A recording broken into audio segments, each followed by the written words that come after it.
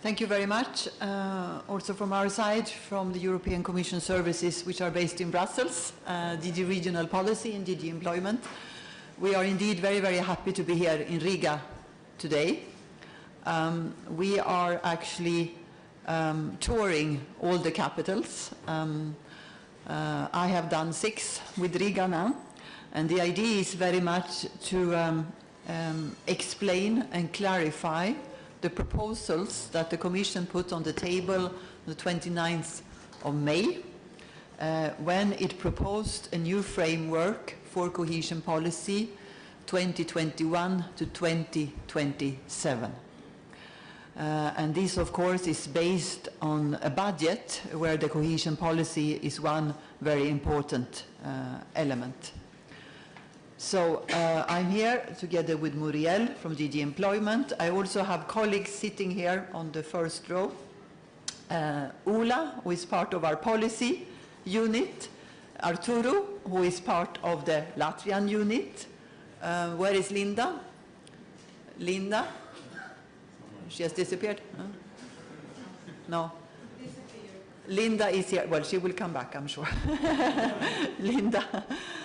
She's deputy head of unit in the unit responsible for India and other countries. Michael Ryan is sitting at the very end, at the very back there. He is auditor from our audit directorate.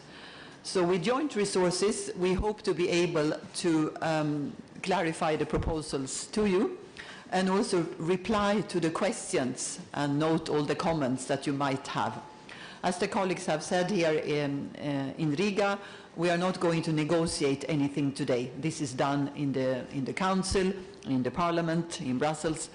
But we would like you to be well informed of the proposals for cohesion policy in order for Latvia to make an opinion, which obviously then the Latvian authorities will discuss with the Commission. But it's very important that we feel that we will be able to understand each other. So for that reason, we welcome all possible and impossible questions, and we will do our very best to reply to them. We have quite a few slides now to present to you. Some of the slides will be raised basically just to tell you a little bit horizontally without going into too much details. But I hope that with this presentation you will see and you will hopefully understand the reasons why the new proposal looks like it does.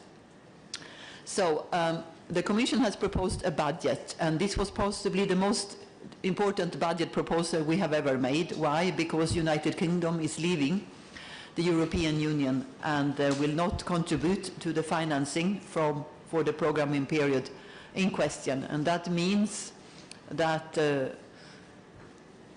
it depends how you calculate, but in constant prices, 12% of the budget allocation is, or the budget contribution is actually not there anymore.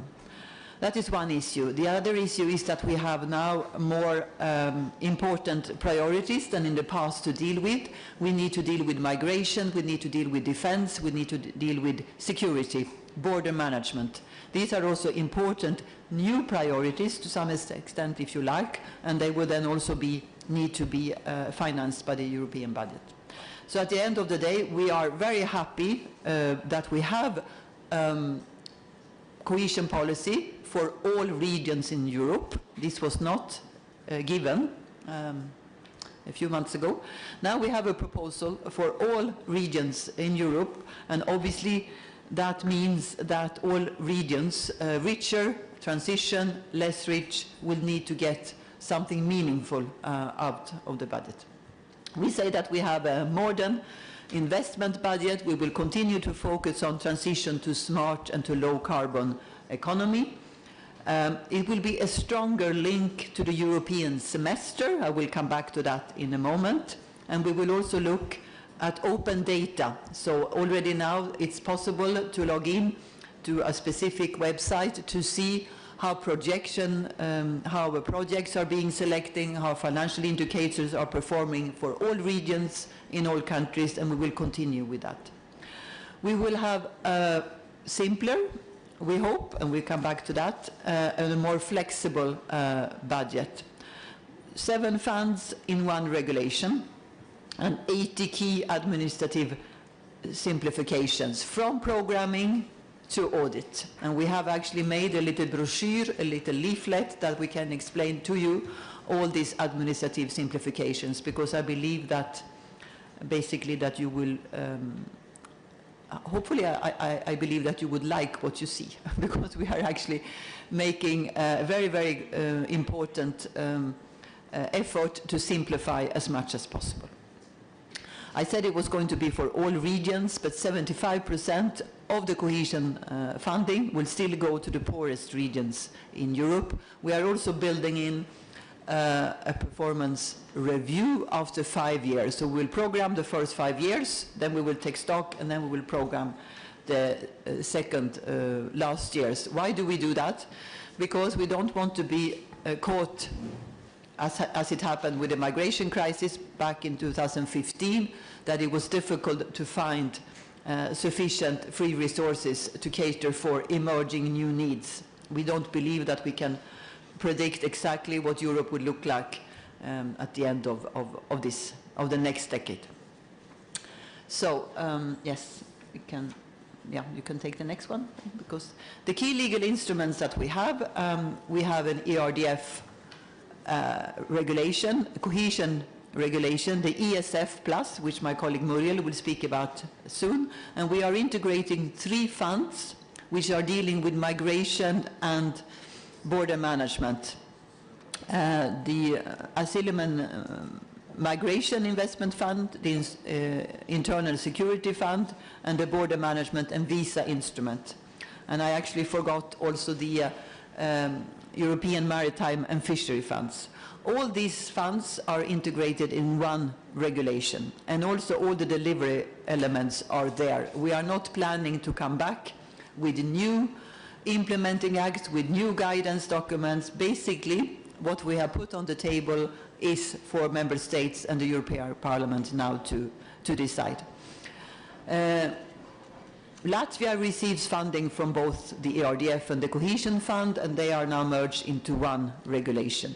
We also have a ETC regulation, European Territorial Regulation, and I will come back to that on the very next slide. When it comes to Interreg, obviously, it's important to work in close coordination and cooperation with your neighbors. We have 5 strands within this new Interreg regulation. The first one is about cross-border land programs, where we will look for a more strategic approach. And we also, for the first time, bring in the rules on external borders. Because until now, there has been separate rules, and that has complicated life for beneficiaries and for everyone involved in both programs for internal borders and also on external borders. We also take a more strategic outlook on the maritime cooperation, where we propose to merge the maritime cross-border cooperation programs into larger sea basin functional areas. Here, of course, we are around the Baltic Sea, so the Baltic Sea will be such an important area. We also have a new specific component for outermost regions. I don't say too much about that. This is actually the 9 outermost regions which are located elsewhere in the world, in the Indian Ocean and in the Caribbean. When it concerns interregional cooperation, we continue with Interact and ESPON, but we take a new approach to interregional innovation instruments, and we are proposing more funding to upscale the innovation instrument across regions, so that countries and regions can use this particular instrument in order to have more funding, also including an investment components. And it can be regions in your neighborhood, but it can also be regions elsewhere in Europe. We're also proposing a new European cross-border mechanism to facilitate cross-border projects. This is presented in terms of draft regulation. Member States are offered this possibility if they are interested to use it. It's actually the idea is to facilitate implementation of cross-border projects, so you can decide which set of rules would apply. Would it be the one of one member state, or would it be the one of another member state? This is important, for example, when you for people working and living in border regions. Another issue where we have been listening to criticism over the last few years is that when you are, why is it so different rules between cohesion policy on one hand and other type of EU instruments? So we are now trying to integrate as much as possible, and here you see a few examples. Horizon Europe is research projects. They are implemented under different rules compared to cohesion policy. We are now trying, from an operational point of view, to streamline these rules. The Connecting Europe facility is financing European networks in Europe, and then we have the Cohesion Fund, and we are proposing now a transfer of 10 billion from the Cohesion Fund to the Connecting Europe facilities. This is particularly important here in Latvia, because I know that you are very much involved in the Rail Baltica project, which takes a lot of time and costs a lot of money to implement. So the idea here is to help you with two different instruments from the European budget to actually make this rail network finally implemented. I was mentioning migration a moment ago. All cohesion policy funds will address long-term needs linked to integration of migrants, and the AMI fund will focus on the short-term needs, while the regional and the social fund will focus more on the short-term needs. Modernizing the policy. Yes, at present we have 11 objectives. We are now consolidating them down to 5. We have a smarter Europe, a greener low-carbon Europe, a more connected Europe, a more social Europe, and a Europe closer to the citizens. And these are the 5 main objectives which we are proposing for the new programming period. They are very, very flexibly drafted in the regulations, which means that you have a lot of scope for flexibility to finance projects and actions which are particularly important for you in Latvia. Again, what we are proposing is something that should fit 27 member states, more than 300 regions. So obviously we had to be very flexible here, so everybody finds what is important for that country or for that region. We also have 2 horizontal objectives. Administrative capacity building is something that you can use under all these 5 objectives, and also cooperation between different countries. I was mentioning Interreg just a moment ago. Interreg is a very, very nice facility, but it's an instrument which doesn't have that much funding to its disposal. So we are now opening up, if you would like to finance border projects or projects and actions which are important for several member states, you can also, from the next programming period, without any strings or percentages or whatever, you can use your national or regional programs to do that. So it's basically a flexibility as well. Thematic concentration for ERDF. Well, obviously, as I said, we would like to maintain the spending in the key areas for growth and jobs. And here you see the different thematic concentration requirements linked to these policy objectives.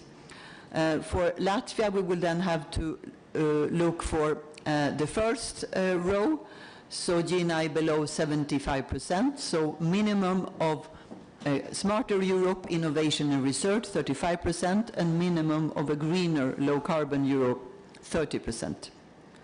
We also propose 6% of the budget to go to urban development, which should be delivered through local development strategies. And I think, yes, I have that on the next page, right? Yes, thank you.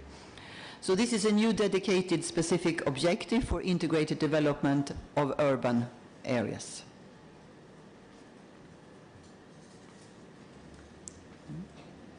Creating the conditions for success.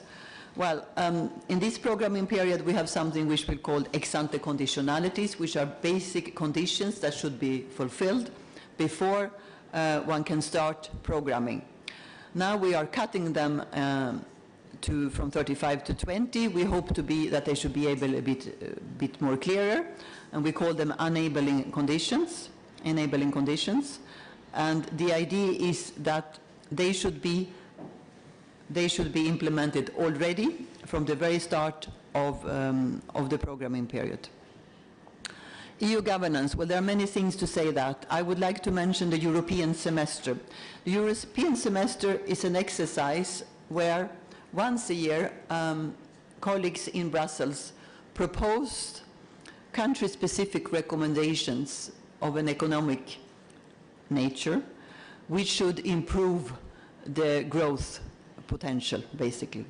We would like to link this exercise with what we are financing under cohesion policy objectives. And for the first time in March 2019, in the country-specific recommendations, which will then be decided for Latvia, we will make a link to the investment priorities now for the new programming period, if you like. Then we'll come back again in 2024. So 2 times. The idea is to link this economic analysis directly to what we are financing in Latvia and in all other member states as well, obviously. I also would like to mention the rule of law. This is a new proposal put forward by the Commission together with the overall budgetary package back in May. It means that all countries which are receiving assistance from the European budget, so it goes beyond cohesion policy funding, should also respect the fundamental rights of law. That means also respect of the judiciary and legal system, that there should be provisions in place to deal with corruption, etc. And this is the first time that the Commission put such a proposal on the table. And you may wonder then what happens if a country will be seen as not complying with these rules. Well, then there could be suspension of payments to that country, not to the beneficiary, but to the country. This is what we are proposing, and obviously we are looking forward to have an agreement on this proposal in the discussions with all member states now. Simplification and flexibility. You might have heard this before. That we are going to simplify the proposals. Well, this time around, I would really like you to give us the benefit of the doubt, because we have been working very, very much in order to come up with proposals which should indeed simplify the regulations and then also the implementation of the funds.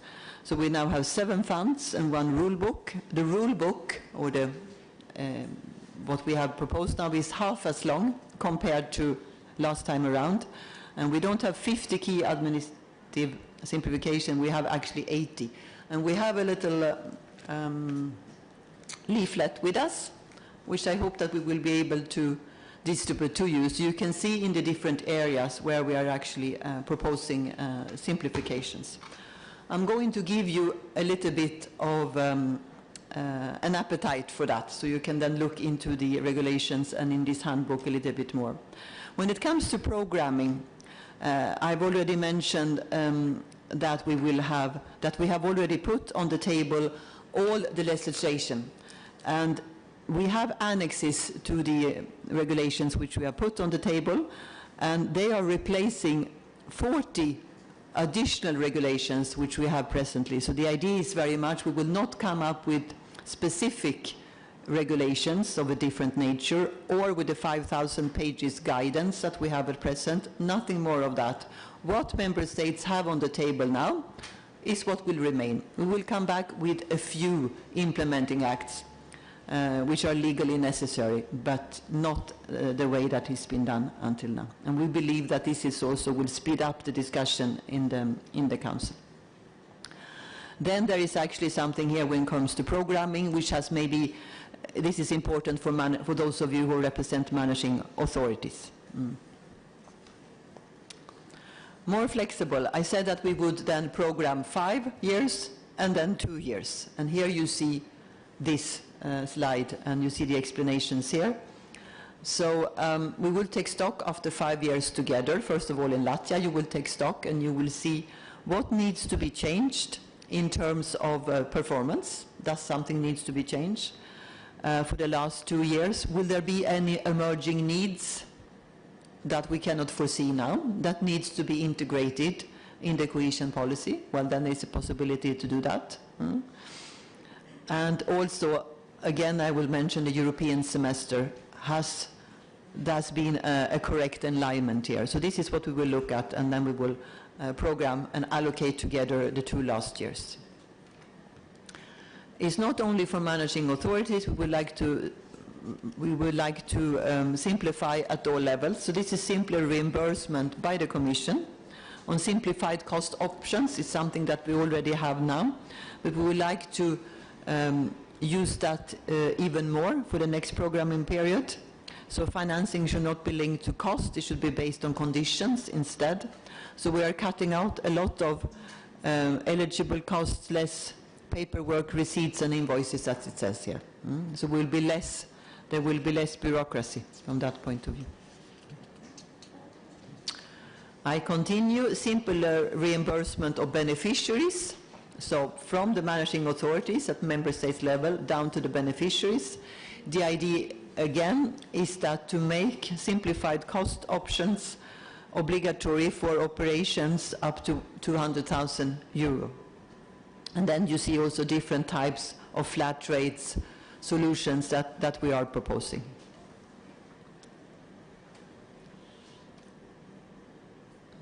I'll let you read this slide a bit and to reflect a little bit. So here again we are trying to do our best to, at least in the Commission's regulations, get rid of as much as possible when it comes to complexities. Eligibility. We have more clear rules now on relocation, and we are also changing the approach to VAT, if it's eligible or not. We now say that all operations below 5 million euro will be eligible for VAT, and all operations above 5 million euro will be ineligible for VAT. Because this is something which we have been discussing with many countries, with many organizations over the years, and this is actually a simplification approach as well. We will not, from the Commission side, approve major projects anymore, and we will not have specific rules on revenue-generating operations. This is also quite important new features. Then I think I've come to the audit, so maybe we'll ask Michael if you would like to join. Yeah. So Michael Ryan from our Audit Directorate in DG Regional Policy will take you through all the simplifications which have to do with, which has to do with audit. So there was a strong call for simplification in the area of management and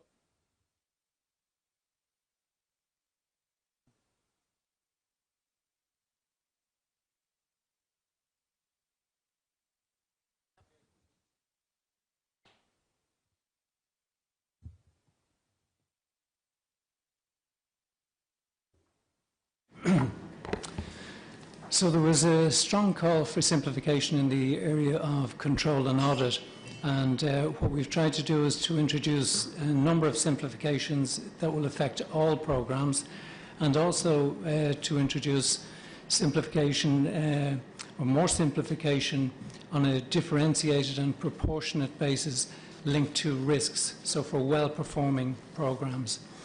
So in order to achieve this enhanced proportionate approach, this is for programs having an error rate of below 2% and for well-functioning systems over the previous 2 years. So there's a differentiation towards well-performing programs.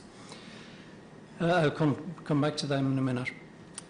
But the simplifications that will benefit all programs, firstly, there'll be no designation process, which was a time-consuming exercise at the start of the previous programming period. You'd probably be glad to hear any beneficiaries here that the management verifications, the desk-based ones, will now be done on a risk basis, is what we propose. So this should reduce the number of verifications of payment claims from beneficiaries. There's an accounting function which will be responsible for the preparation of the accounts and for certifying expenditure, but the responsibility for this will fall under the managing authority now. And unlike the certifying authority in the past, this accounting function will not be able to carry out controls at the level of beneficiaries. So that should help to reduce controls at beneficiary level. In relation to audit, there's a number of simplification measures that we've tried to introduce in the proposal to streamline the procedures. The audit authority will be able to group programs more than in the past and even do so between two programming periods. For non-statistical sampling, the threshold is increased, allowing more scope to use non-statistical sampling. That's from 150 to 300 operations. And there will be an obligation on auditors to use whatever information is available electronically, and this through e-cohesion, etc. And this should reduce again the interaction of auditors at beneficiary level.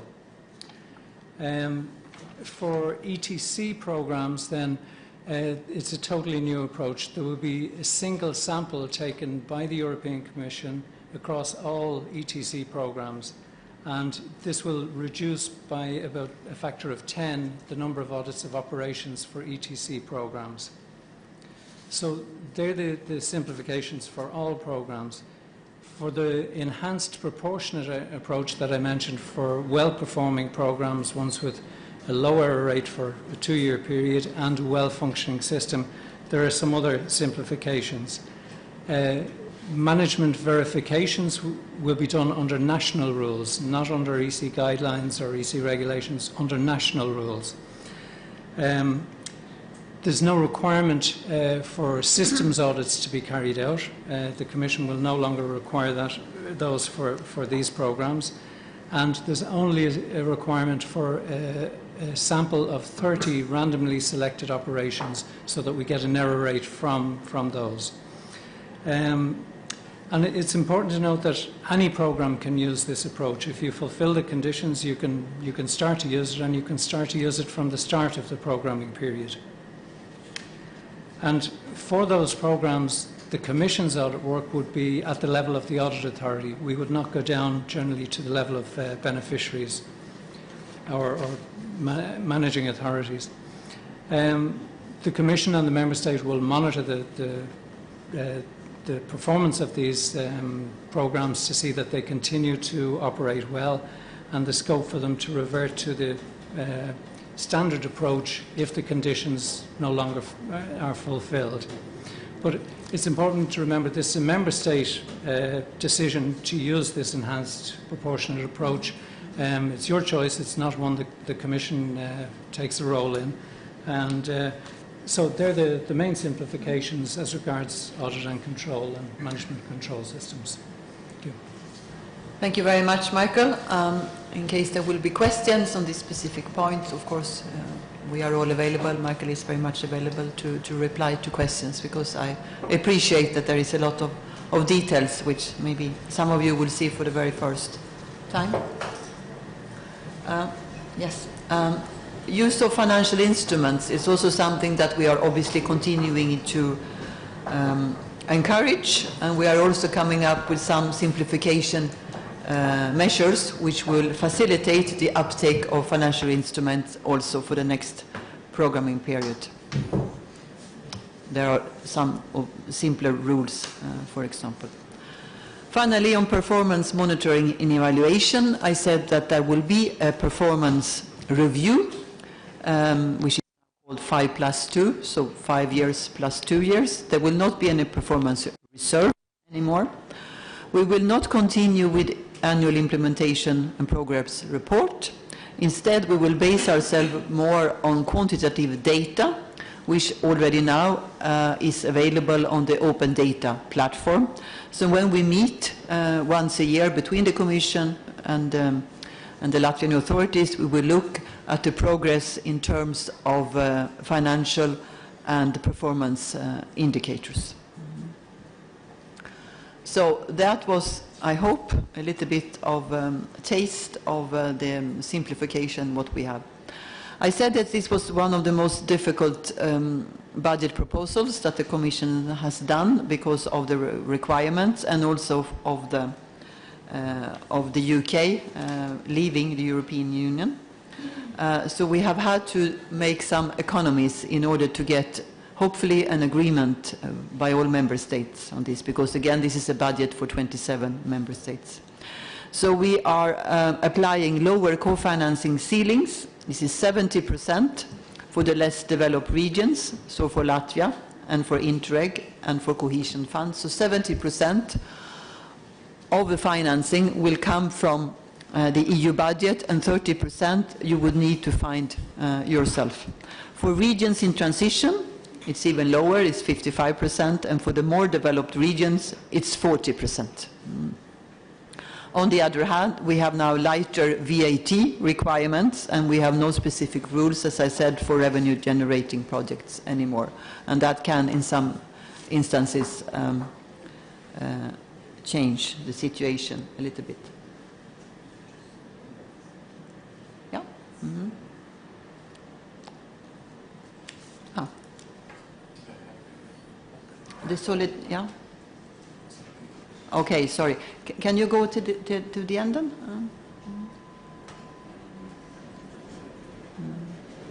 At the, or you can just maybe. No, it's the same.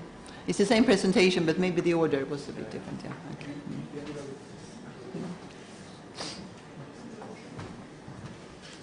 Sorry, we have many slides, so just to get them in the right order. Yeah. Okay.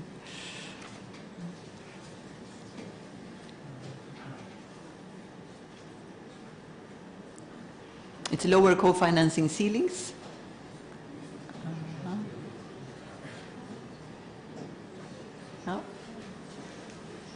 No, it's not that one. But okay, listen, I can repeat it. So if you, then you have to go back to challenges, huh? Mm-hmm. Okay, there we are. Okay, we changed the order a little bit. No problem. I said it was a difficult budget, and I wanted to show you. A few maps and also a few slides with, so you understand how different the situation, the economic situation is in Europe. On the first slide here, you see changes in economic growth, change in GDP per capita between the average of 2007-2009 compared to 2014-2016. And you see Greece on one side, and you see Ireland on the other side. And then you see all the countries in between. And we have put in red here the positive growth of Latvia. You are in the green, well actually you're in the red, but you're on the green side, which means that the growth has been increasing.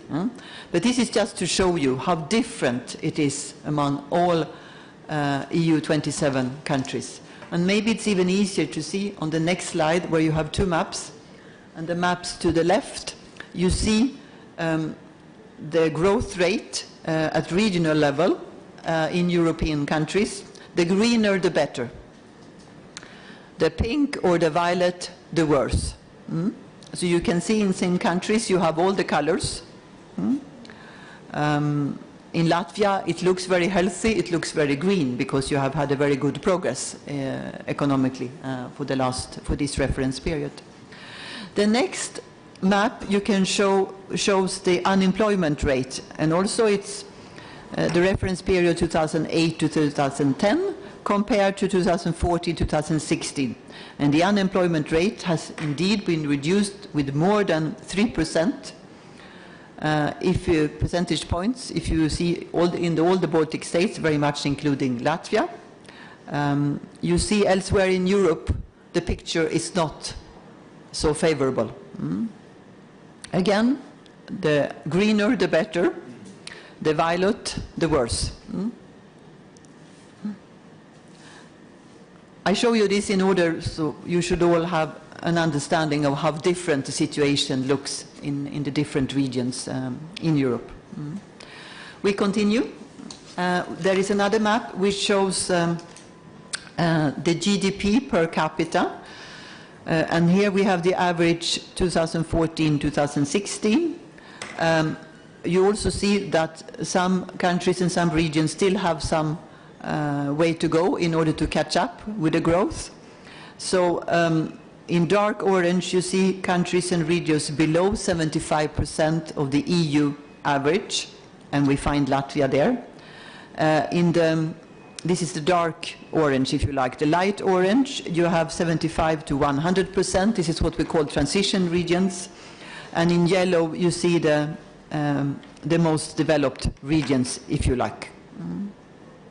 And you see some countries have all the colors as well, depending on the regional situation. A few more maps, if you would have a bit of patience with me. The youth unemployment here, average 2014 to 2016. Youth unemployment here, also quite dramatic changes and dramatic situation in Europe. And the very, very last map here, it shows the population aged 25 to 64, so in working age, with a low education level. The low education level. So to the left you have youth unemployment, and to the right you have population with a low education level. Also quite different, quite a lot of differences. The very two last maps, the first one, where almost everyone is in pink, if not in violet, it concerns the greenhouse gas emissions and the distances to the 2030 targets. And you see that Ireland and Belgium in particular have a little bit further to go, but actually I don't have any of the countries or any of the regions here in green, so we all have some work to do there. The very last map here shows the net migration of non-EU citizens, and there you see Sweden, Germany, Austria standing out as having received a lot of migrants, in particular since the migrant crisis started in 2015. Why do I show you all this? Well, I want to explain why the Commission has made a proposal that it has on the allocations. We are using something which is called the Berlin method because it was first conceived there more than 10 years ago for the period 2000-2006, and it actually means that the relative growth, the GDP per capita, is actually determining most of the allocation. So here 2014-20, first column, the second column, the new programming period. It goes down a little bit, but it's still 81%, which will go directly based on the GDP growth. And then we have added a few more socioeconomic factors. If you think about the maps that I just showed you, labor market, education, demographics, climate and migration. So climate and migration are new factors which are then very little, but still, for some countries this is important. They are influencing the allocation of the funds. So overall the system is rather stable, I would say, but with a little bit of adjustment on the margins. The next page shows a very heavy table, but there you can see the allocations by member state, and you can see something which we call aid intensity. It's the number of euro per head, per inhabitant. So Estonia is top of the list with 317 euro per head, is according to the proposal, and the Netherlands at the very bottom of the list, well, 12 euros per head, and in between there you have all the other countries. We have singled out Latvia. You see that Latvia is 308, will receive 308 euros per head, which makes it number 3 in top of EU 27. 4.3 billion will be the allocation in constant prices, and this is minus 13% compared to the current programming period. Why does it go down? Because you've been doing very well. You have actually been increasing your wealth, your growth, and that has an impact compared to some other countries. So the aid intensity remains the third highest in the EU. So this is also important. When we put all the funds together, we'll see that for 2021 to 2027, we still will spend 75% on the less developed regions when you put it all together, if you like, including also the cohesion fund. And the more developed regions will receive less funding. So if the Commission gets its way, we have made a proposal, as was said initially. This is what the new regional eligibility map would look like. This is what it will look like. So this is our proposal. We hope very much that Council and Parliament can go quickly now and to decide quickly on the next steps. Sorry. Yes, okay, sorry. It's my mistake. Here is what I started to speak about before, yes. So the lower co-financing rate I was mentioning, but you didn't have anything to refer to. So no, maybe if I can just say a few words on that, if you go back, yes, exactly. So 70% co-financing rates for less developed regions, cohesion fund and Interreg. And then you see 55% for transition regions, and you see 40% for the most developed regions. The next slide, this is rather technical, but it shows that what we have, the decommitment rule from N+3 now goes back to N+2, and we do that during a number of years. And then I come maybe to the next steps, yes. So the next steps will be that we have now made a proposal 6 weeks ago. Council and European Parliament are already discussing our proposals. We would hope very much that it will be ready by May next year for a specific European summit which will take place in Romania, so that we can quickly commit and start the work for the next programming period. But of course we are in the hands of the Member States and the European Parliament. That was all from my side. Now I hand over to Muriel, please. Thank you very much, and I'm very happy to be among you this afternoon. So as Lena was saying, this package of budgetary proposals are really for proposing a dynamic and also a future-oriented budget for the EU. And of course, for meeting some challenges for the future, investing in people is very important. It will create the opportunities for more innovation, more inclusive societies, and also more competitive and resilient societies in the EU. So the ESF Plus is a proposal for underlining this goal of investing more in people. And why do we need that?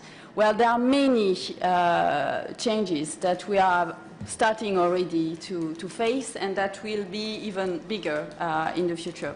The first one is, of course, the evolution in technologies, digitalization, and globalization in general, that actually impact very much on all the skills and the training systems, the education system that we have to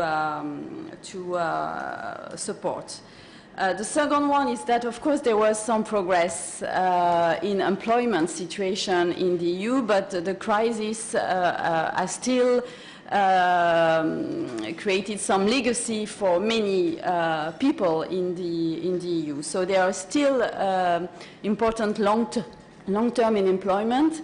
And we all know that youth has paid the toll. There is a generation that still has a lot of difficulties to enter their own personal lives, but of course also the professional life. So there's a lot of investment to do on that. There's been some progress in reducing poverty, but still it is still very high. It's no secret that the EU 20 target on poverty reduction will not be met, and social exclusion is still high, in particular in certain social groups. And then we have important demographic trends that are a reality, and I think Latvia is very well aware of that because it is experiencing that. We have an aging population. In 2030, 1 out of 4 Latvians will be more than 65. We have migration that also require robust migration management systems, but also the capacity to integrate the people into our societies and in the labor markets. And there are also changing patterns in our families that need to be taken care of. In relation also with our capacity to combine work and our private life. We will need to care even more for our parents or some members of our families. And if we need more people on the labor market, we must ensure that also there are opportunities for childcare and so on. So all this means that we will need to invest even more for reskilling, upskilling, and not only the low-skilled, but the medium-skilled, the high-skilled people will need to go through this reskilling wave. We need to improve active labor market policy as well. We need to have new policies for employability of people, because if the working age population is reducing, well, we need to keep some people still even more in the cycle. So all these challenges there, and that's why the proposal for the ESF was tabled in order to support all these new challenges. Now, we have also, as Lena was saying, tried to simplify the different instruments for human capital investment in those proposals. That is why the European Social Fund Plus actually combines, some different tracks that we had under the Fund for the Most Deprived, the FEAD.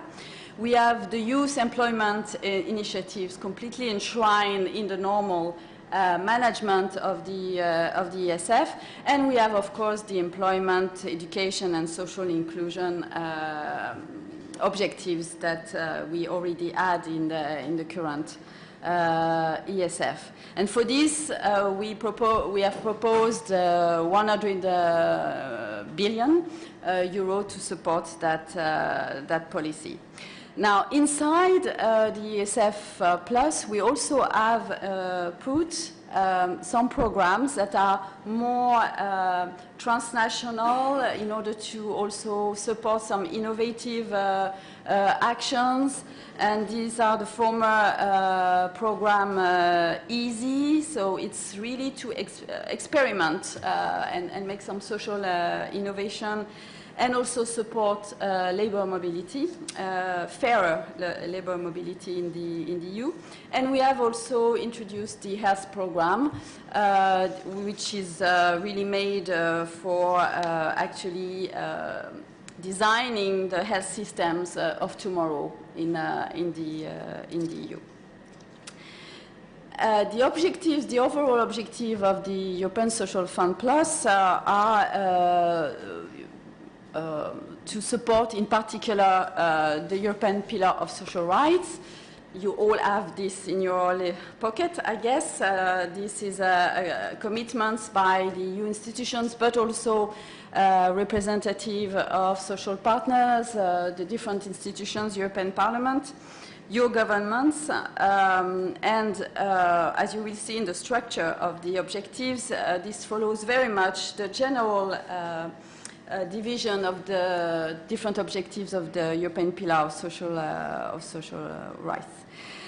As Lena said, it will also be very closely linked to the European semester and the structural reforms that are also analyzed and advised in those cycles and in the country-specific recommendation.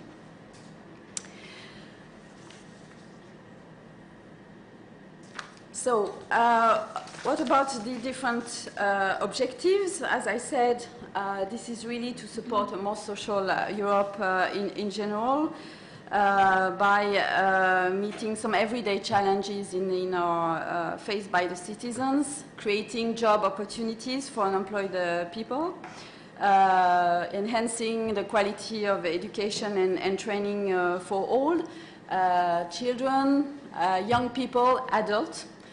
We want to develop also work-based learning, and of course giving the most disadvantaged group people in society helping and to get more social inclusion.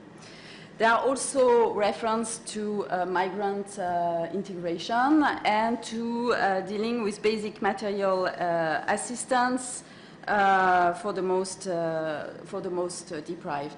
And of course, as for the other instruments of the package, the ESF is also there to support smarter Europe and also the climate mainstreaming in that.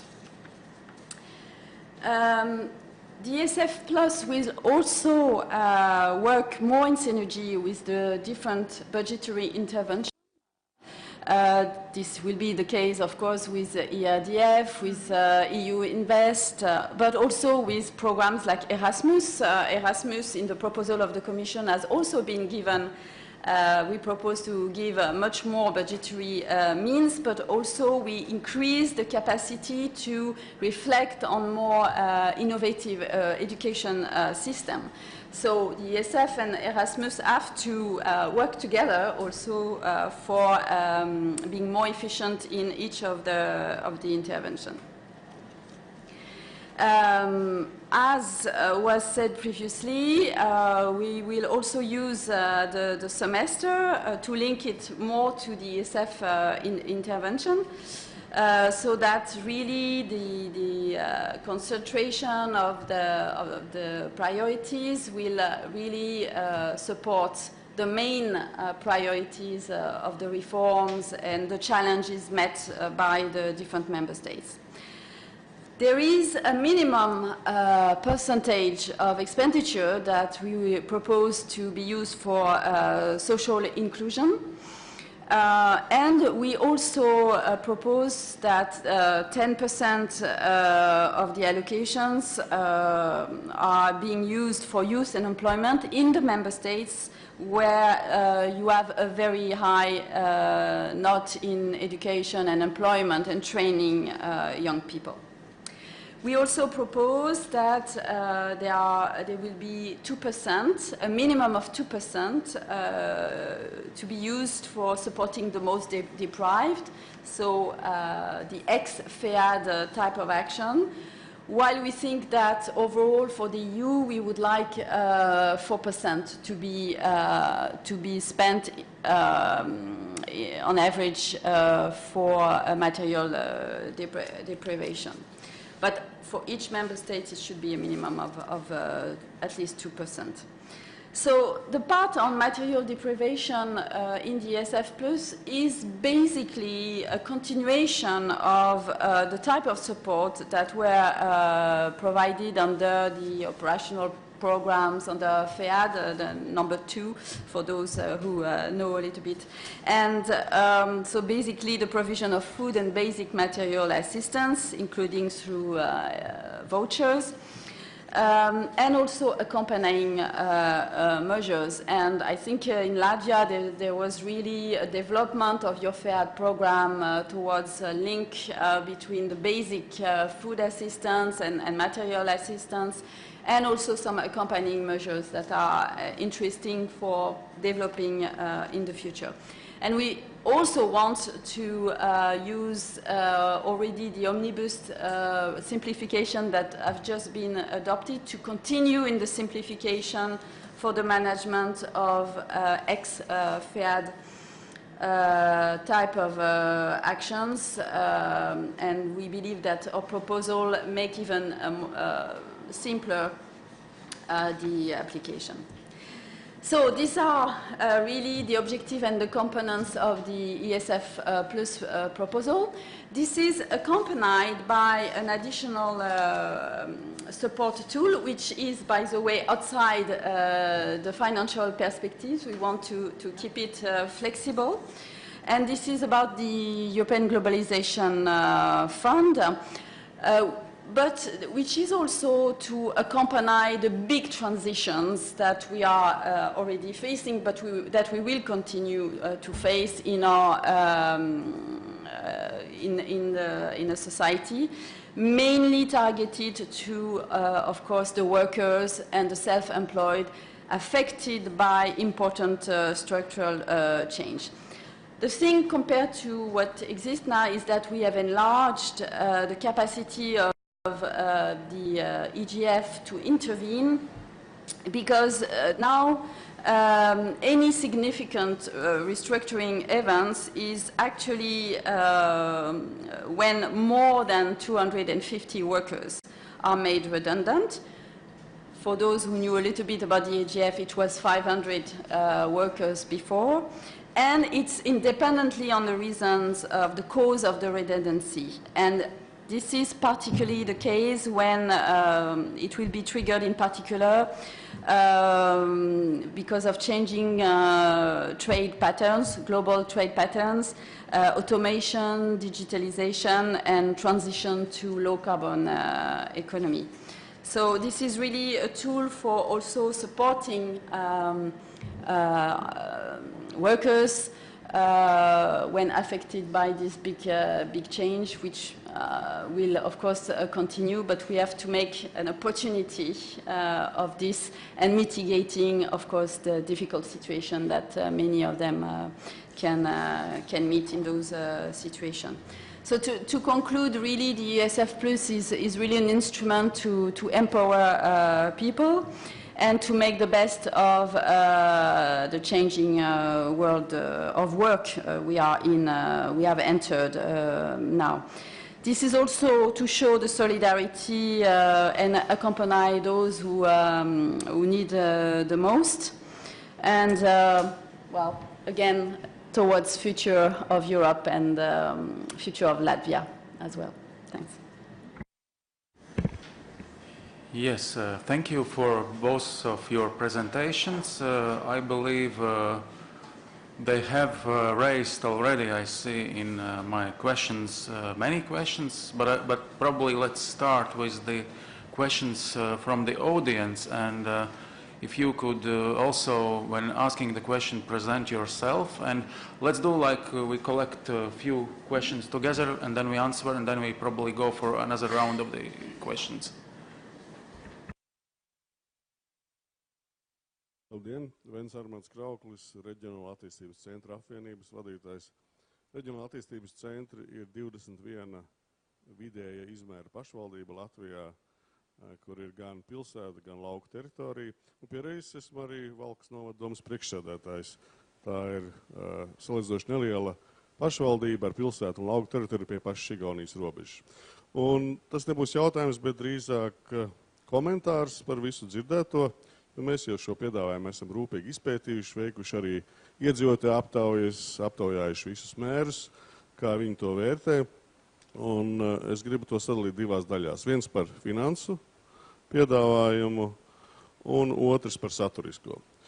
Ja mēs runājam par finansu piedāvājumu, tad mūsuprāt šis piedāvājums nav ne taisnīgs, ne loģisks. Jo tātad mēs redzam, ka Latvija tiešām ir bijusi teicamniece gan fiskālās disciplīnas jomā, gan tiešām efektīvi izmantojas kohēzijas fondus, un par to paldies, ka šādi fondi ir. Bet tā rezultātā mēs esam pazaudējuši 24% savu iedzīvotāju. Tieši ekonomiski aktīvajā vecumā, un līdz ar to mēs domājam, ka piedāvājumi būtu jābūt vismaz tādā pašā līmenī, kā tas ir bijis līdz šim. Jo, ko mēs redzam, tās valstis, kur ir ar visšvakāko disciplīnu, Spānija 5% pieaugums, Grieķija 8% pieaugums, Itālija 6% pieaugums, tas diezgan vai veicina to, ka šīs valstis kļūs disciplinētākas un prātīgāk šo naudu izmanto. Savukārt par mums man ir pilna pārliecība, ka un to mēs redzam šajā plānošanas periodā, jo tiešām šīs pieejamās programmas gan degradētās vides revitalizācija, gan uzņēmējdarbības atbalsta iespējas, gan izglītības uzlabošanas, tās dod rezultātu. Un mēs redzam, ka tur, kur šie fondi tiek lietoti, iedzīvotāji aizplūšana palēlinās, bet ne tikai palēninās. Mūsu uzdevums kopumā tomēr būtu radīt Latvijā tādus apstākļus, lai šie te iedzīvotāji šeit paliktu, un tādējādi mēs stiprinātu arī Eiropas Savienības austrumu robežu. Jo, protams, teritorija bez iedzīvotājiem, tā ir arī drošības apdraudējums visai Eiropas Savienībai. Otrs tātad līdzfinansējums.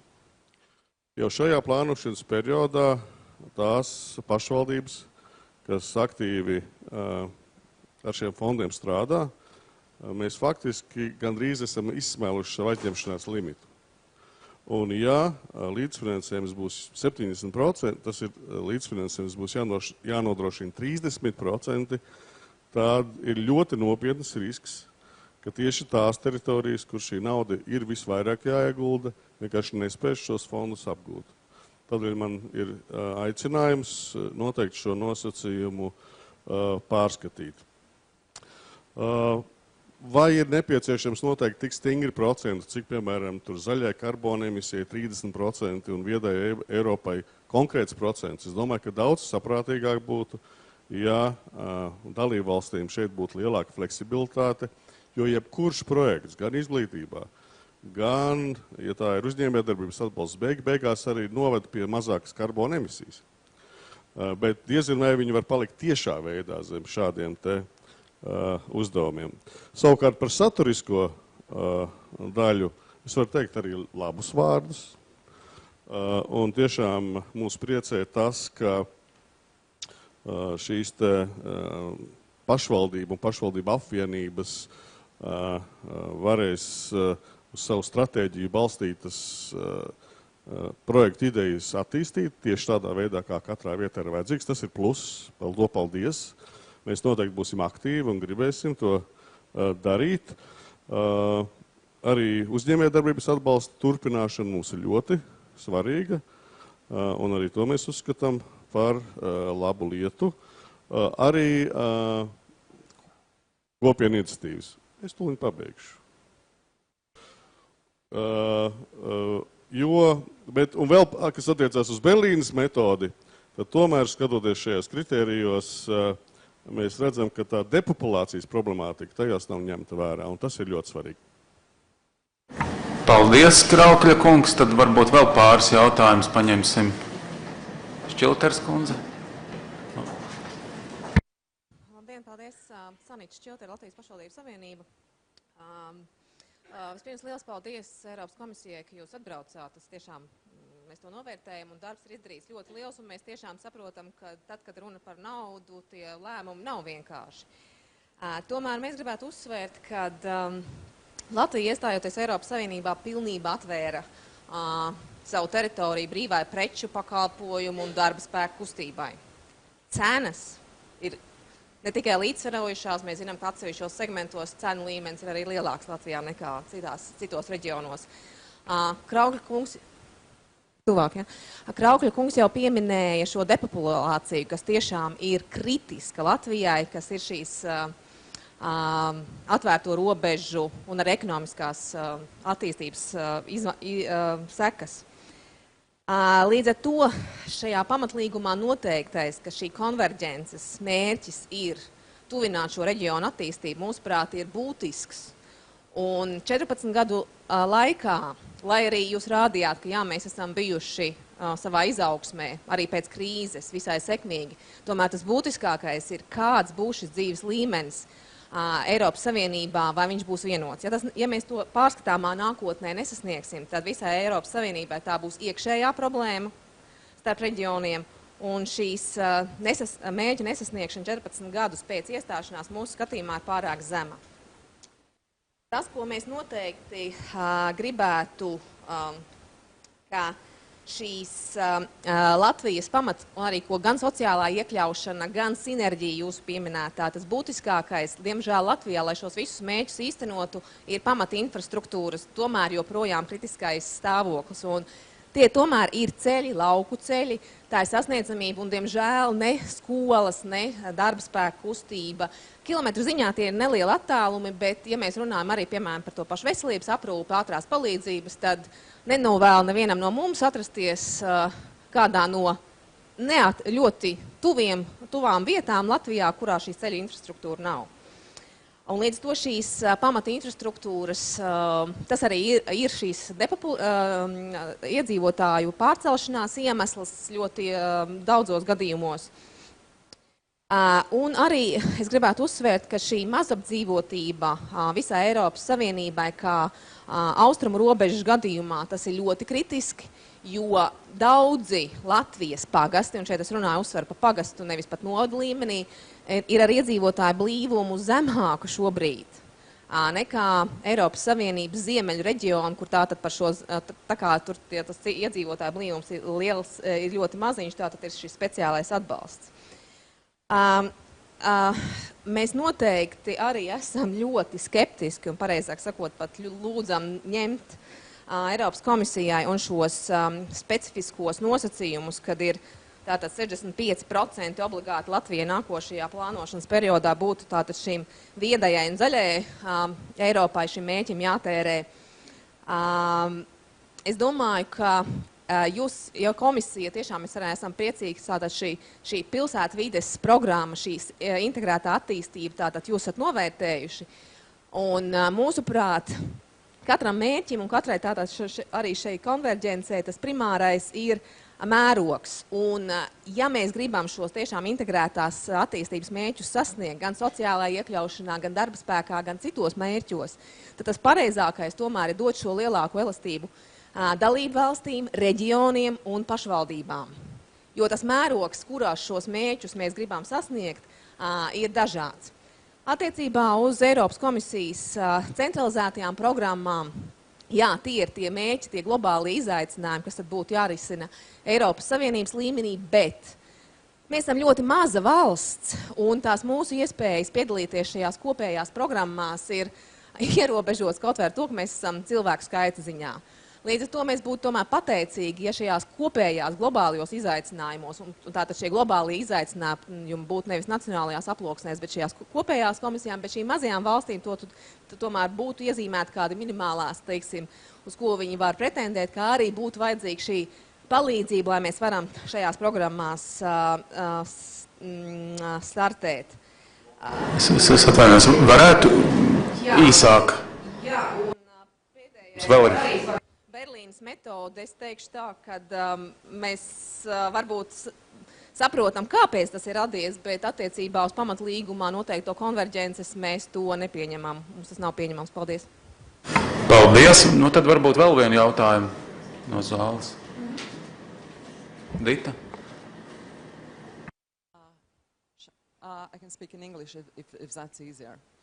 So I'm coming from State Education Development Agency. We are the national contact point for Horizon 2020. We implement Erasmus and a great deal of European Social Fund and ERDF in education and science. My first point is I didn't hear anything about research. Can you at least a few things tell about that? Support of research, I mean.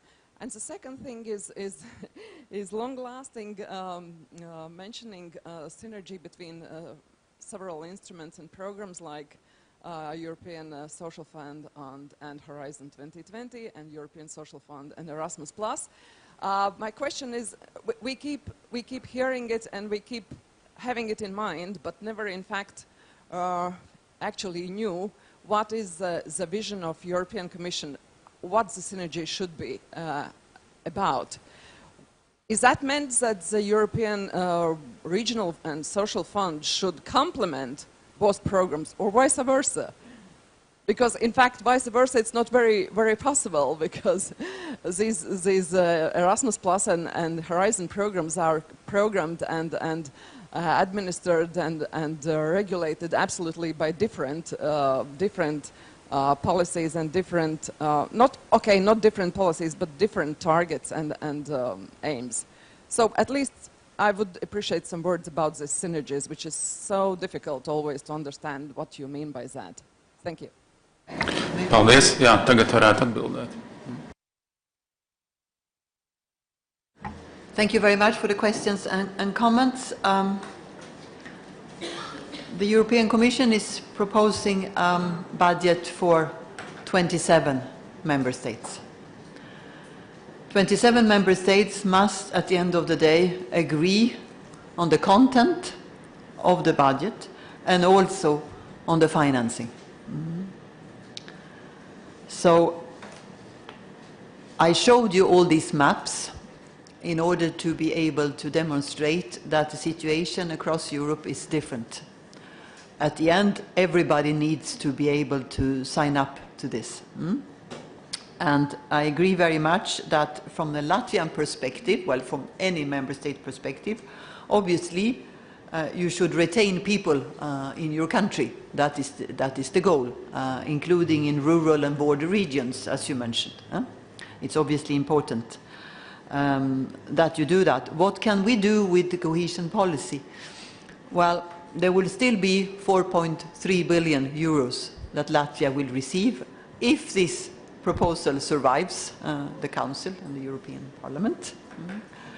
And what we can do in the negotiations with Latvian authorities is to try to together push as much as possible that the entire country will indeed benefit from this cohesion policy spending.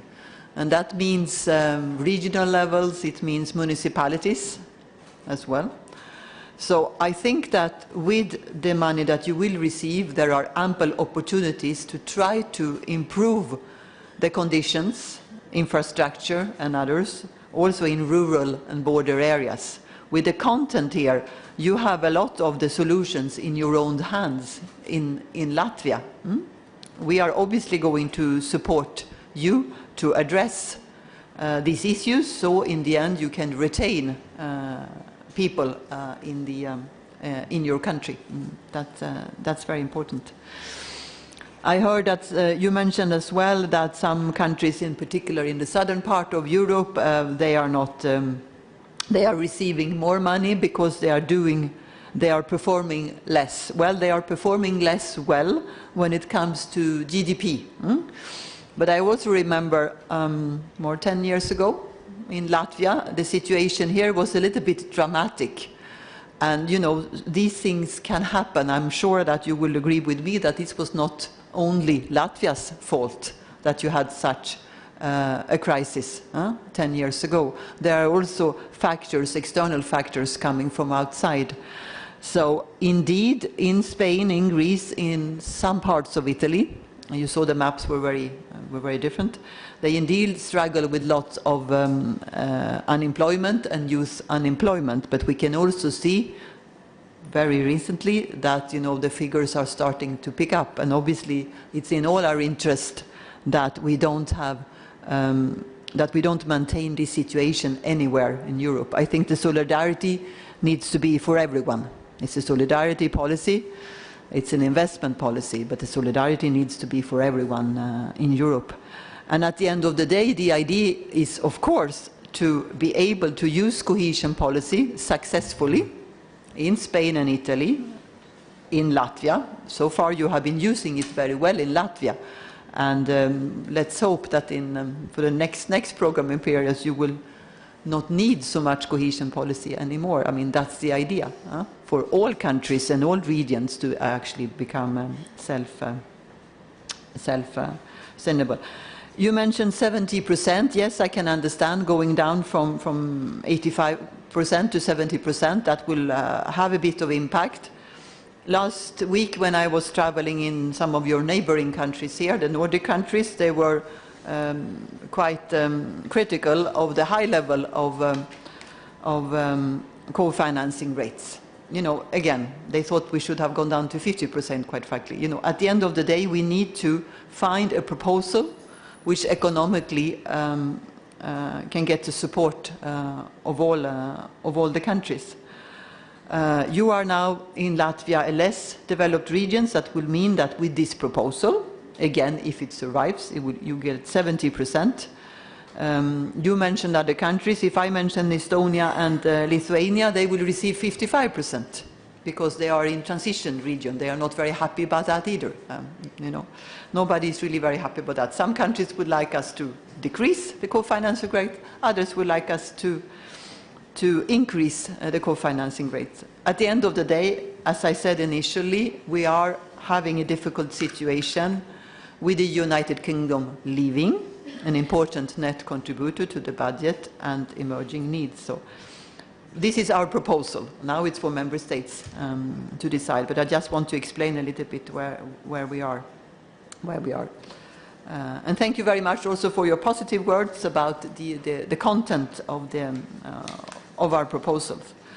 Then there was a question or a comment, I think, about social inclusion, and I don't know if there is something you would like to mention, something about combined with healthcare.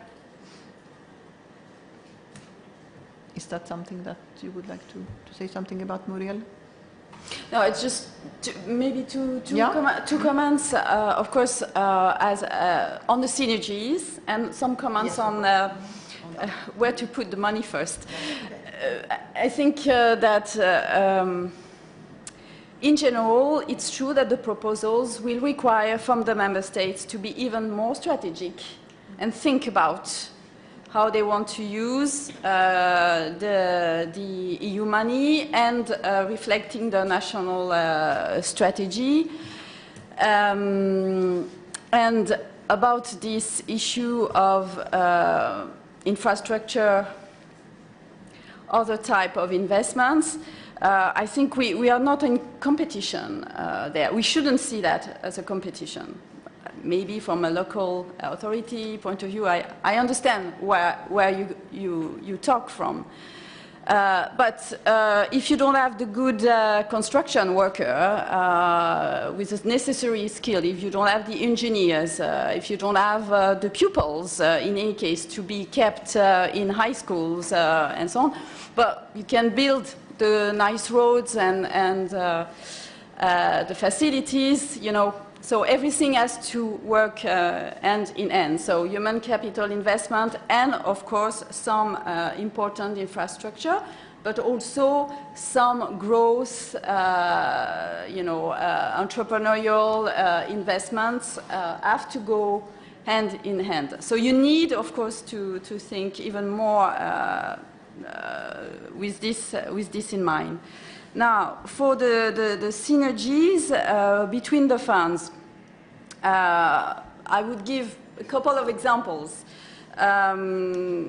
You in Erasmus, also with the revamped means proposed by the Commission, you will have both more means to work between the member states on thinking about what is the good performance education system, what works, what can be spread between the experience between the member states. You will have more means for students or apprentices to to be given support through Erasmus. And then afterwards, actually in the structural funds, you can use these better and more investment under Erasmus to actually spread in different programs, different investments. For example, on how to design your curriculum on certain issues. What kind of vocational education and training system can be improved? I mean, you have started your reform on vet education with the ESF and also with ERDF. I think these are the kind of things that you can really continue and even enhance in the next generation of program. But with taking into account some other programs' results. On research, you can have on Horizon 2020, I speak for the SF, you will have even more societal research that can be after implemented practically. And I'm sure that on other issues, ERDF can also implement in the different national programs some findings of the research. And as far as researcher support is concerned, I don't see a big difference compared to now. I think it can be continued both in Horizon 20 and in ERDF plus ESF plus. But of course you have to design. You have to start from now to look how you want to use actually the different instruments and fructualize the results of some of the funds into the national program and into the structural reforms. Thank you. Maybe just two comments in relation to research. Actually, you were asking for synergies. Well, what we are proposing now in the new framework is that it should be easier to pick up research projects under Horizon Europe, under LIFE, and under Erasmus+, which cannot receive any funding under these instruments. Let's say that projects have been selected. They have the very good labeling. But they cannot be selected because there is no enough funding under these instruments. Then it can be instead be directly selected by the managing authorities without any new selection procedures. And this is a new synergy, if you like, that we have in the new regulations. And even better, it will be funded under the original rules when it comes to state aids and etc., which will make a difference. So the state aid rules of Horizon 2020 will apply even if they are picked up by a managing authority for cohesion policy. And I think that this is actually a step in the right direction. That's the first comment. I also wanted to say that somebody was mentioning what Latvia is a small country. It's not always easy to compete globally for these type of centrally managed instruments. Very true. I have heard that from a region in Sweden and a region in France. They have said exactly the same thing. But over the years, they have been supporting local and regional universities with cohesion policy spending for innovation and research. So now, after a number of years, I have to say, they are really up so they can compete also on a more European level. So this is also one help that you can get from the new policy objective 1, then, if you like. Okay, thank you. Paldies. Vēl jautājums, lūdzu. Vēl jautājumu. Jā, lūdzu.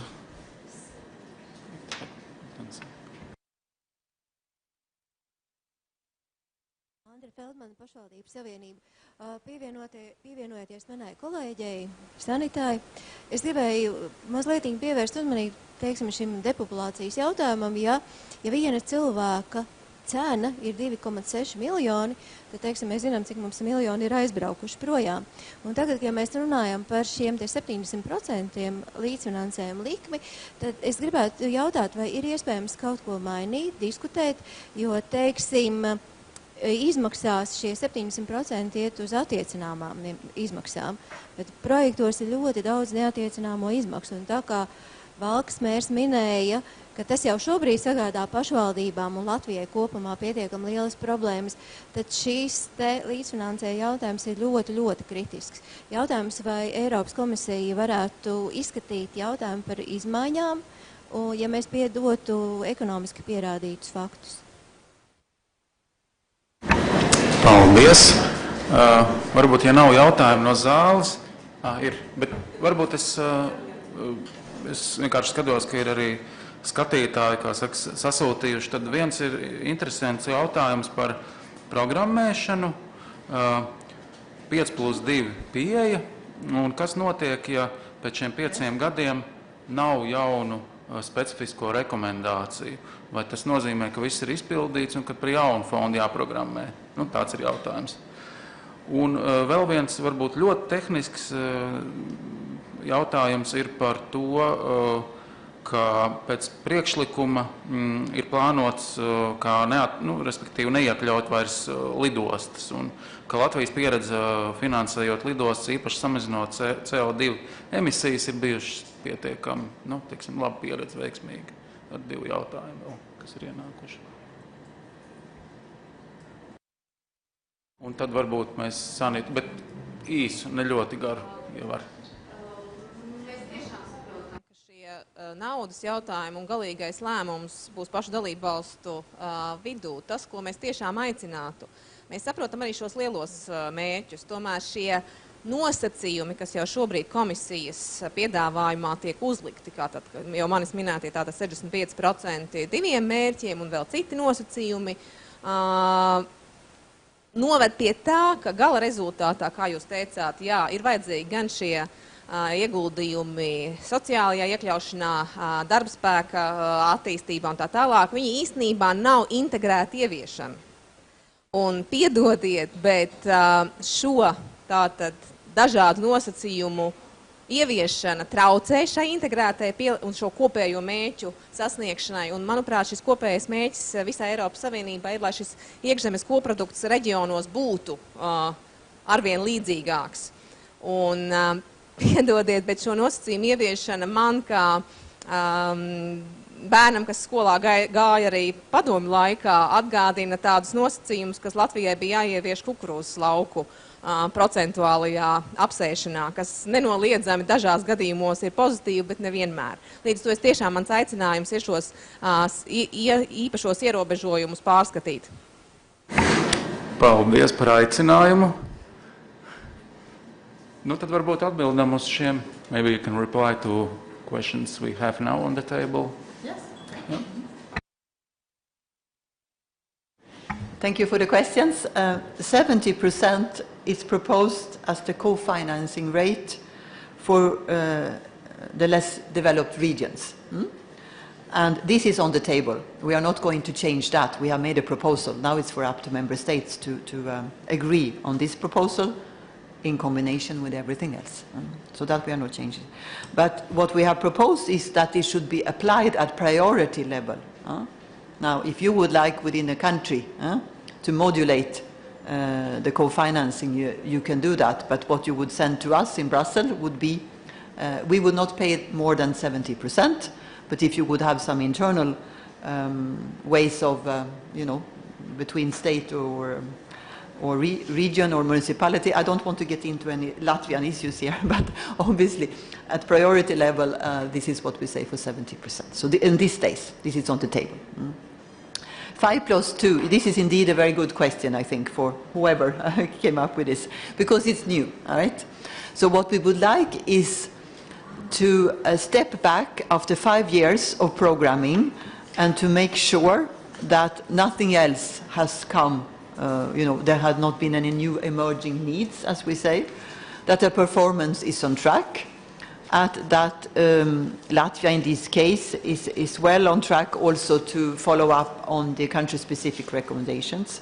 If everything is fine, of course, you just continue. You just continue, you reprogram the 2 last years in the same way.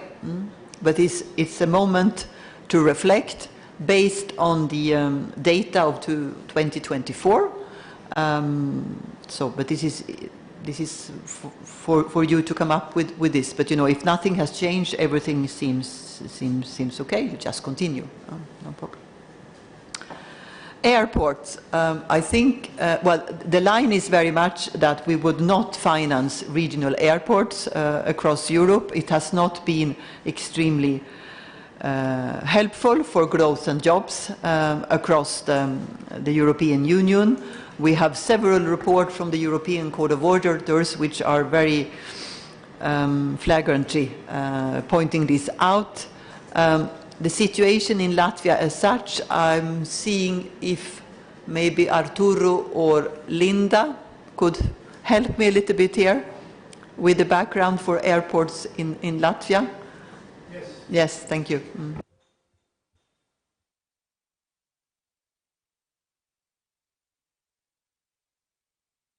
We have been supporting in the past programming period the Riga airport massively, and up till now it's considered as an institution which is determining big gains, so there will be no need for further support from the cohesion policy in the future. As regards the regional airports,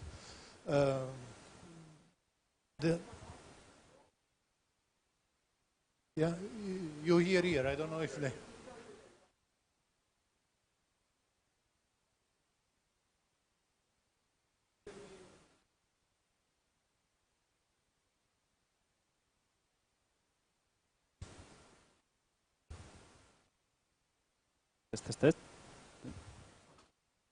As regards, so I repeat for the benefit of, the Riga airport has received massive funding in the past programming period, and there is no alleged need for further support, also because there is, it's an economic operation which has considerable returns, and even the investments for safety and environmental issues can be covered by the economic returns of the airport in the future. As regards the regional airports, is the policy throughout Europe not to promote the development of airports which might not have a strong economic return in terms of cost benefit for the local realities, even if we acknowledge the need for increasing transport facilitation in regions which are not very well connected in the country. But of course regional policy will not cover, and cohesion policy will not cover all the investment needs of the country, and we expect the national budget to contribute. Okay, thank you. Paldies. Vai ir vēl kādi jautājumi, komentāri, viedokļi, jo mēs tuvojamies mūsu sesijas beigām? Nav. Ir laiks. Vienu īsu jautājumu, jā. Okay. Akadēmi. Paldies. Yeah. Thank you very much for the very interesting, important presentation, a lot of information. However, my question would be a little bit beyond the instruments that you were discussing, but rather related to the future of the cohesion policy. There is a certain trend, as for example we can see from the documents, at least the cohesion policy in the new framework, financial framework, is called as a cohesion and values. So you mentioned a number of European level values. However, it would be interesting to know why values are coming now to the title, and how it is linked to the future of cohesion policy, which is under the big of stress, right? It's not only Brexit, it's also, you know, the position of different countries, it's also the lack of cohesion in Europe, it's lack of real convergence, a number of elements. So it would be interesting to know who are really supporters of the cohesion policies, who are friends of the cohesion policies, of the initiative that Commission is providing. And how can you see the future of it beyond this current discussion, which already is difficult? Thank you. Thank you, Professor Murauska from University of Latvia. Very strategic question.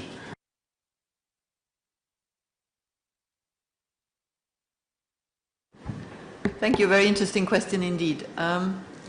Well, we who believe in cohesion policy, and I understand you belong to us who believe in cohesion policy, we believe that this is not only an investment policy, but also a policy of solidarity, which is very close to the citizens at all levels in a country, municipalities, regions, national level. It touches basically all the fields of a country, particularly in such a country like Latvia. And for that reason, we believe that cohesion policy is a very, very good expression of the value added of Europe, if you like, the value added of the European Union. So for that reason, I also said initially, I'm very pleased, I'm personally very pleased as well, that we have been managing to propose a cohesion policy for all regions in Europe, richer, in the middle, and less rich, so that cohesion policy can actually make its contribution at the level where people live and work. It's particularly interesting maybe for Interreg, for cross-border projects which are bringing people together from different countries, from different regions, are also extremely important. And if we didn't do Interreg, nobody else would, if you like. It's really European added value. So it's actually a very, very important part of the budget, and we hope it remains after the discussions in the Council in the European Parliament. And values, I think, is linked to that as well, because if you sometimes ask yourself, you remember maybe March 2017, President Juncker was launching a consultation of a white paper, and he was setting out different scenarios for what we should have the European Union to. There were 5 of these scenarios. Should it be minimum work? Should it be the internal market only?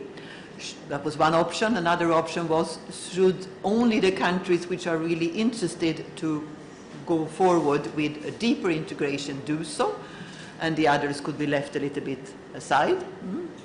A third issue was, should we do much more than what we do now? I mean, we had 5 issues in the end, and he was consulting everyone on that. And also, I should have said initially that this also cohesion policy framework was consulted for all the population of Europe. Actually, we received more than 11,000 replies formally, and we also received a lot of replies informally as well, of course. So the idea was very much to facilitate reflection. What should we do with the European Union? And integrated here, what should we do with the European budget? And what very much came out of it was that from the cohesion policy point of view, this is an important policy area which indeed serves the citizens. It's very close to the citizens, so it's something that we should continue with. When it comes to values, that's interesting, and I think this is also something to do with the social pillar, and that's why I think that Muriel is better than me to explain the social pillar and what has happened there in very recent years. But also I was mentioning initially the rule of law, and this is also values, if you like. So I think also one should bring in that part of the picture. But maybe on the social pillar? No, I think we should be proud that cohesion and values are actually put together, because it actually translates the development of the debate on the future of Europe, and the fact that we want to build a creative, fairer, inclusive societies, including for the economic and social development on democratic societies, and this is probably the added value of the European project at this very time. And of course, with the pillar development that is also based on rights. So, Values yeah. and rights, you may say. Yes, but rights are in the values. Yeah. There are societies that are not based on rights. So I think it's the positive aspect, and the ambition behind is quite clear. Okay, thank you. Paldies. Vēl pirms nobeidzam mūsu diskusiju, mēs esam sagatavojuši vismaz tiem, kas ir palikuši, balsošanu. Nobalsosim par šīm 5 piedāvātajām prioritātēm. Un es tūlīt ieslēgšu slaido. Nu, tie, kas zina slaido, tie, kas nezina, tūlīt redzēsim.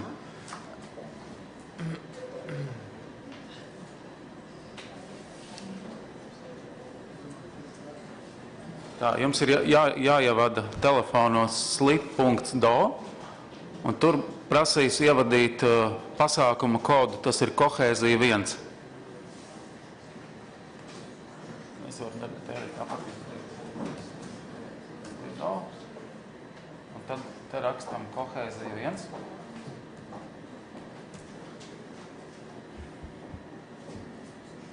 Un tad atklikšķinam un nobalsojam par vienu no prioritātēm. Tad tās bija gudrāka Eiropa, zaļāka Eiropa, savienotāka Eiropa, sociālāka Eiropa.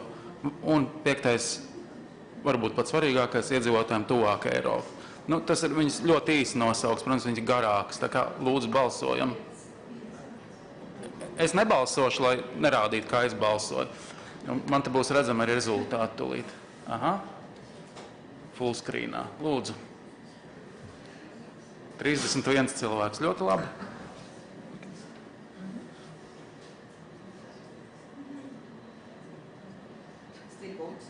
Still voting, yeah.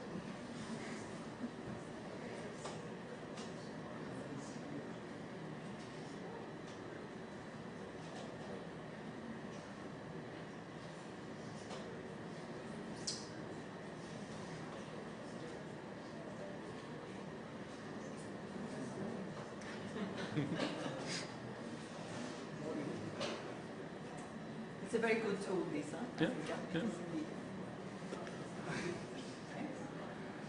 Nu jā, apmēram bilde ir skaidra. Liels paldies jums par aktīvo dalību, par izturību. Paldies liels runātājiem par ekscelentajām prezentācijām. Es domāju, mēs visi, kā saka, esam pelnījuši aplausus paši sev un visiem pārējiem.